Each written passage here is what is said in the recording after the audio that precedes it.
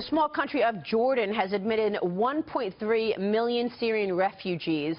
This week in Davos, I sat down with the Queen of Jordan, Queen Rania, and at the World Economic Forum, asked her about her perspective on the fight to contain the spread of ISIS, as well as those refugees. This is really important, particularly given the fact that you are now speaking out about this. I mean, hearing you speak about this is important because the entire community, the entire world needs to work together to actually push back on this, because they are hiding behind the Islam name. Absolutely, and I think to confront them, we have to identify the enemy. And the enemy are the extremists. They're our collective enemy. But that's not what they want us to think. They want to pit the West against Islam and Muslims against the rest of the world. Because for them, the more the world is divided, the more there's a chasm and a distance between us, the more space they have to maneuver. And the more ground they gain. So I think we really need to redraw the battle lines and understand that this is a battle among all of us, Christians, Muslims, Jews, against the extremists. All of us moderates who are fighting for our way of life and our values against a group of people. And this is the first time in history, you know, throughout history there have always been terrorist groups. And they've always had a fixed or defined mission or objective or purpose. This group's purpose is to destroy all of the civilized world. So they're against the entire civilized world. That's never really happened before. It's never happened before where you had such a group of non-homogeneous members. You know, they come from different nationalities, they speak different languages, they come for different reasons. The only thing that unites them is hate and violence. And it's the first time that you have a group that actually can pop up in different geographic areas. They're not contained within one country. So right now they're in Asia, Africa. They could grow and pop up somewhere else. So, so I think understanding where we draw the line, that it's all of us against them, understanding that this is a really insidious enemy and that we have to confront them in every which way. I think you said it really well just now, because it's not a country, it's a network. Exactly. So how do you fight a network?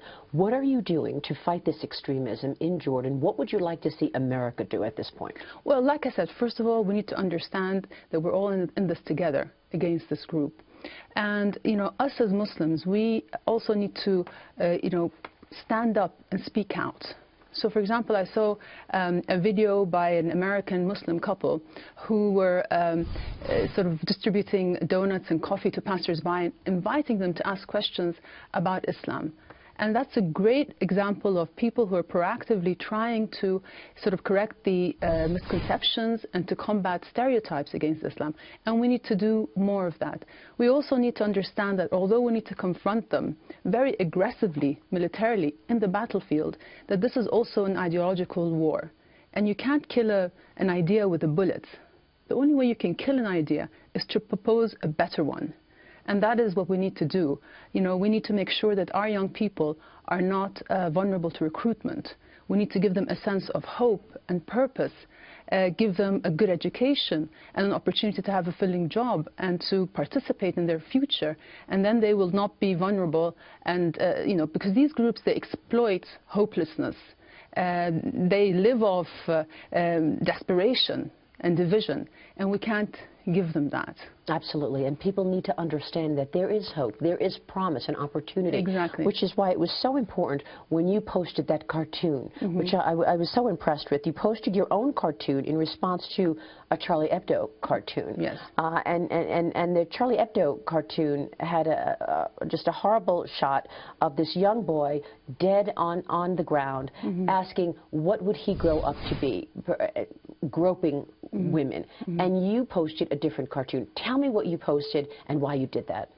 Well, first of all, the picture of that young boy washing up on shore came to be the defining image of the human suffering of masses of Syrians who were fleeing the danger in their country. And I think it really galvanized the international emotions and attention.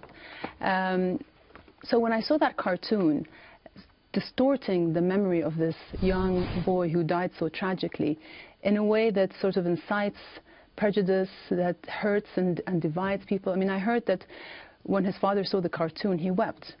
Now, is that the purpose of satire? So I kind of wanted to respond to that, and we drew a cartoon that showed that he could have become a doctor or a teacher or a loving father.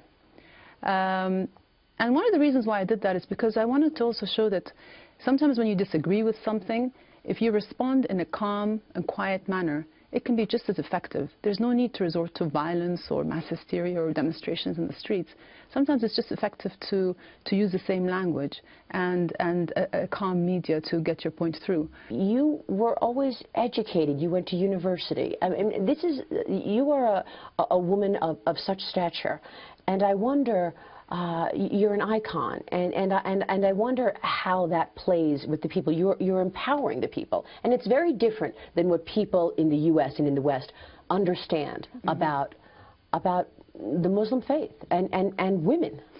Well, I hope that people can understand that, you know, sometimes the extremist voices are the loudest, and they are the ones that end up shaping perception.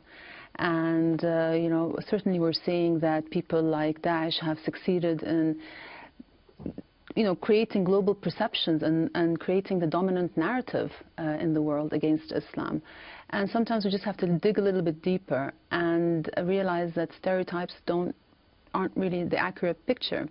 And for me, it's really very much about building trust between me and the Jordanian people, so that together we can change some of the things that we need to change in ourselves, and also to portray the right picture to the rest of the world of who we truly are. I think we all have a responsibility, not just myself, but each and every one of us inside of the Muslim world, to have an open and honest debate about who we really are, what we stand for, and what we stand against, and communicate that very clearly to the rest of the world. Because if we do that, I am certain that we will find that we all have so much more in common than what separates us, and that such a huge divide between all of us and what the extremists want. Special thanks to Rania Al Abdullah, the Queen of Jordan, there in Davos.